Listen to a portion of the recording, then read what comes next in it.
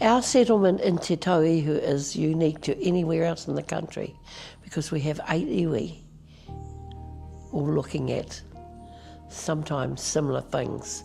And it wasn't easy to stand up and talk about what you believe is yours and somebody else is believing that belongs to them too. So it's about being tika in that and being strong about that. When it comes to issues around what belongs, what is best, and what is right for Ngāti Rārua through my eyes. And if I can do the very best that I can to make sure that those things are all put in place. I don't have the tools or all of the know-how how to do that, but I know how to find people to be able to do that and just keep on. And sometimes they get hōhā with me, but in my mind I know what we have a responsibility for. And I think it still goes back to the way that I was raised.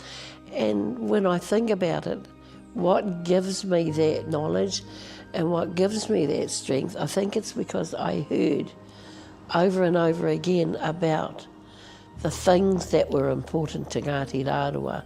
Lee and Lorraine and those people that did our research went back into the archives and found writings from our tūpuna talking about their survival, talking about what's important to them, and talking about what's theirs and what's been taken.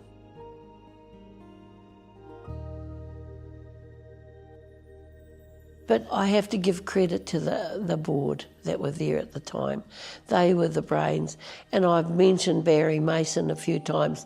Barry was a person who didn't speak the reo. If you got him to do something, he'd go out and do it. Yeah, he just bulldozed ahead, and sometimes it didn't have a lot of tikanga in there, but he got you there. And so we made up for the other bits.